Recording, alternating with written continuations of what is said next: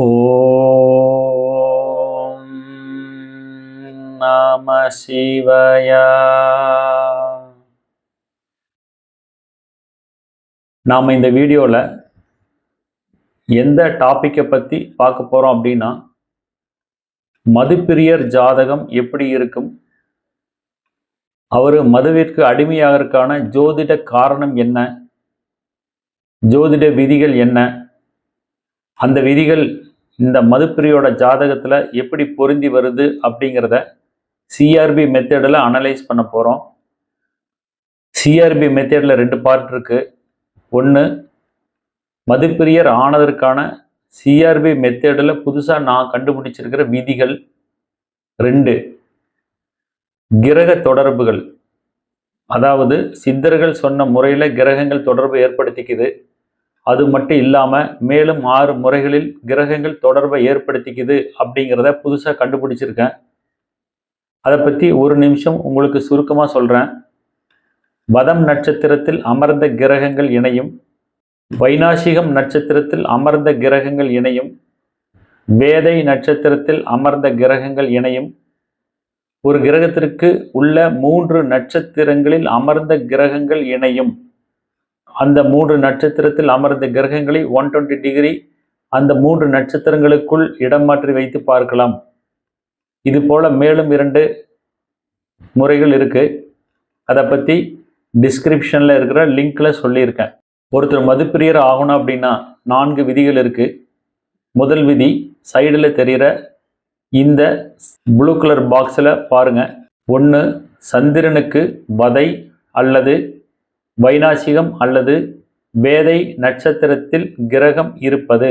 2வது, ராகுவிற்கு வதை அல்லது வைநாசிகம் அல்லது வேதை நட்சத்திரத்தில் கிரகம் இருப்பது. 3வது, செவ்வாய் சந்திரன் தொடர்பு. 4வது, செவ்வாய் புதன் தொடர்பு. இந்த 4 விதிகளும் எந்த ஜாதகத்தில் இருக்கோ அவங்க மதுவிற்கு அடிமையானாங்கன்னா அந்த பழக்கத்தை அவங்களால விட்டு வெளியே வர முடியாது. அதே சமயம் இதில் ஏதேனும் ஒரு விதி குறைவாக இருக்கும் பட்சத்தில் குறிப்பிட்ட திசா புத்தி காலங்களில் மட்டும் மதுவிற்கு அடிமையாகி பின்னர் அதிலிருந்து மீண்டு வந்துடுவாங்க. இப்போ இந்த ஜாதகத்தை பாருங்க. இந்த ஜாதகர் பிறந்திருக்கிறது மிதுன லக்னம்.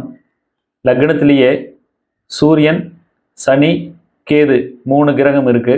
கடகத்தில் புதன், சுக்கிரன், மாந்தி 3 கிரகம் இருக்கு.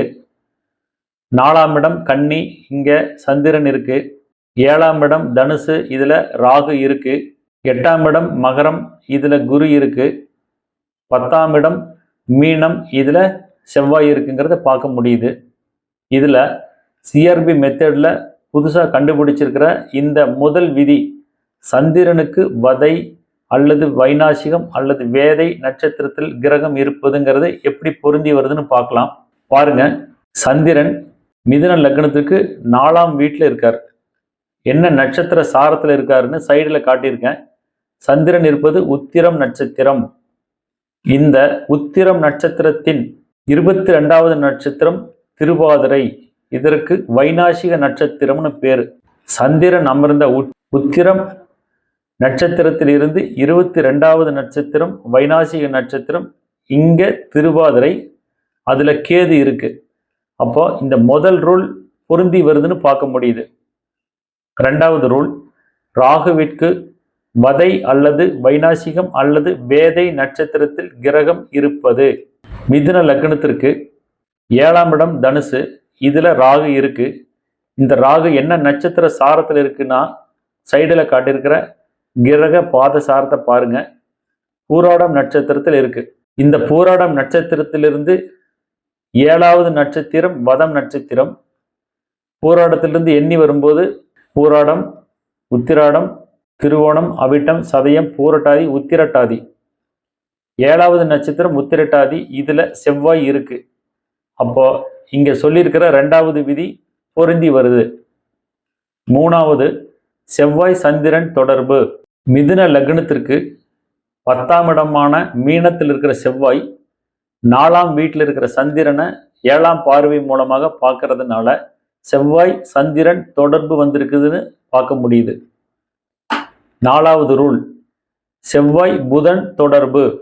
நார்மலான மெத்தடில் பார்க்கும்போது மீனத்தில் இருக்கிற செவ்வாய்க்கும் கடகத்தில் இருக்கிற புதனுக்கும் தொடர்பு ஏற்படலை. அதே சமயம் சிஆர்பி மெத்தடில் சொல்லியிருக்கிற முறையில், அதாவது ஒரு கிரகத்திற்கு உள்ள 3 நட்சத்திரங்களில் அமர்ந்த கிரகங்கள் இணையும், அந்த கிரகங்களை இடமாற்றி வைத்து பார்க்கலாம். அந்த விதத்தில் மீனத்தில் இருக்கிற செவ்வாய் அமர்ந்த நட்சத்திரம் உத்திரட்டாதி, இது சனியினுடைய நட்சத்திரம். புதன் அமர்ந்த நட்சத்திரம் பூசம், இதுவும் சனியின் நட்சத்திரம். இந்த மாதிரி ஒரே கிரகத்தினுடைய நட்சத்திரங்களில் அமர்ந்த கிரகங்கள் இணையும். அந்த விதத்தில் செவ்வாயும் புதனும் இணைந்ததாக எடுத்துக்கணும்.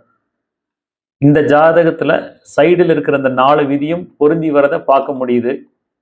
இது போல எந்த ஜாதகமாக இருந்தாலும் சரி, இதற்கு முன்னர் மதுவிற்கு அடிமையாகி அதனாலேயே அவங்க கதை முடிஞ்சிருந்தாலும் சரி, அல்லது நடப்பு காலகட்டத்தில் மதுவிற்கு அடிமையாகி கடையே குடியிருக்கும் வீடாக இருந்தாலும் சரி, இனிமேல் பிறக்கும் குழந்தையாக இருந்தாலும் சரி, இந்த விதிகள் 4ம் இருந்தால் அவர்கள் குடிப்பழக்கத்திற்கு ஆளாகி அவர்களுடைய கதை இதனாலேயே முடியும் என்பதை உறுதியாக சொல்ல முடியும்.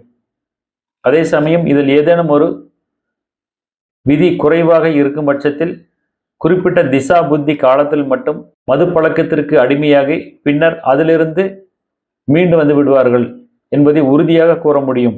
இது போல வேறொரு தலைப்பில் அடுத்த வீடியோவில் சந்திப்போம்.